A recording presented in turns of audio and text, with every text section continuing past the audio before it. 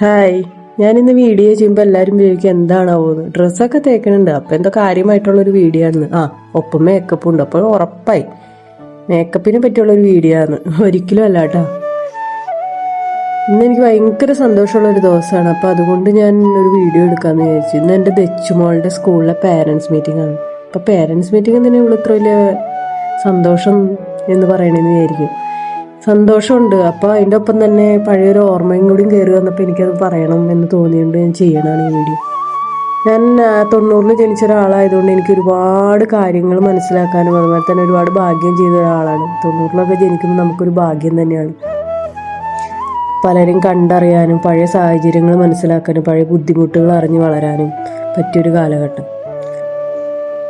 അന്നൊക്കെ നമ്മുടെ സ്കൂളുകളിൽ പാരൻസ് മീറ്റിംഗ് ഉണ്ടാവുന്നു. പാരൻസ് മീറ്റിംഗ് എന്നൊന്നല്ല പറയണേ, അമ്മേനെ അച്ഛനെ കാണണമെന്ന് ടീച്ചർ പറയുമെന്ന് പറയും. അന്ന് ചെന്ന് തലേ ദിവസം സ്കൂളിൽ നിന്ന് പറഞ്ഞു വിടുമ്പോൾ വീട്ടിൽ ചെന്ന് പറയും, അമ്മേ അച്ഛ പാരൻസ് മീറ്റിംഗ് ഉണ്ട്, അച്ഛനോട് അമ്മോടും ചെല്ലാൻ പറഞ്ഞിട്ട് നിങ്ങളുടെ മീറ്റിംഗ് വെച്ചിട്ടുണ്ടെന്ന് പറയും. ചെന്ന് പറയുമ്പോൾ തന്നെ അവർ പറയും, അച്ഛൻ പറയും ഇല്ല ഞാൻ വരില്ല, അമ്മയും പറയും ഞാൻ വരില്ല എന്ന്. തിരിച്ചവരോടൊരു മറുപടി പറയാൻ നമ്മൾ നിന്നിട്ടില്ല. എന്താണ് കാരണം എന്ന് പോലും അന്ന് ചോദിച്ചിട്ടില്ല. മൗനം പാലിക്കും. തിരിച്ച് പിറ്റേ ദിവസം സ്കൂളിൽ ചെല്ലും. 3:30 ആകുമ്പോഴുള്ള പാരൻസ് മീറ്റിംഗ് വയ്ക്കണം. ഉച്ച കഴിഞ്ഞ് സന്തോഷമാണ്, പിന്നെ ക്ലാസ്സില്ലല്ലോ.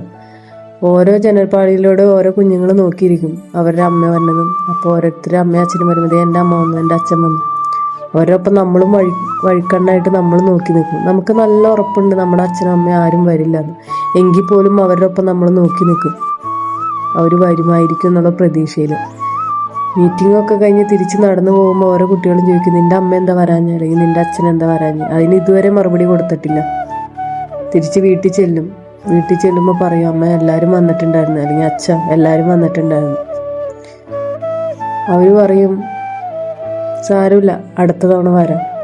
അങ്ങനെ ഓരോ തവണയും വന്നപ്പോൾ നമുക്ക് മനസ്സിലായി എന്താണ് കാരണം. ഒരിക്കലും നമ്മുടെ അച്ഛനും അമ്മേനെ നമുക്ക് കുറ്റം പറയാൻ പറ്റില്ല. കാരണം അവരുടെ സാഹചര്യങ്ങളാണ് അവരെ അങ്ങനെ ആക്കിയത്. അന്ന് ഒരു വീട്ടിൽ 2 പേരും ഇന്നും ഉണ്ട് ജോലിക്ക് പോകേണ്ടിരുന്ന സമയമാണ്. അന്ന് ഇവർ 2 പേരും ജോലിക്ക് പോകാതെ ഇരുന്ന അടുപ്പ് പോകില്ല. അങ്ങനത്തെ പട്ടിണിയും പരിവട്ടമായിട്ടുള്ള ജീവിതങ്ങൾ ഒരുപാടുണ്ട്. ഒരുപാട് അനുഭവിച്ച ആൾക്കാരും ഉണ്ടാവും. ഒപ്പം ഞാനും അനുഭവിച്ചിരുന്നു. അന്ന് അമ്മ പണിക്ക് പോയില്ലെങ്കിലും അച്ഛൻ പണിക്ക് പോയില്ലെങ്കിലും അടുപ്പ് പോകുകയില്ല. അതുകൊണ്ടാണ് വരാണ്ടിരുന്നത് മീറ്റിങ്ങിന്. അത് അവരുടെ സാഹചര്യങ്ങളാണ്.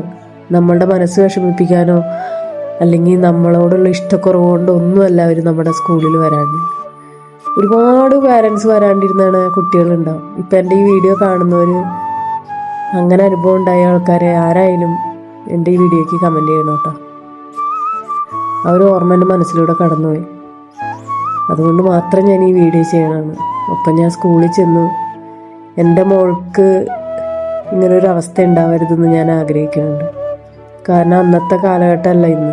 അവൾ കണ്ണും നട്ട് കാത്തിരിക്കുമ്പോൾ നമ്മൾ ചെന്നില്ലെങ്കിൽ അന്ന് നമ്മൾ മൗനം പാലിച്ച പോലെ ഇന്നത്തെ മക്കൾ മൗനം പാലിക്കില്ല. എന്തുകൊണ്ട് അമ്മ വന്നില്ല, റിയാക്ട് ചെയ്യണം എങ്ങനെയാണെന്ന് പോലും നമുക്ക് പറയാൻ പറ്റില്ല.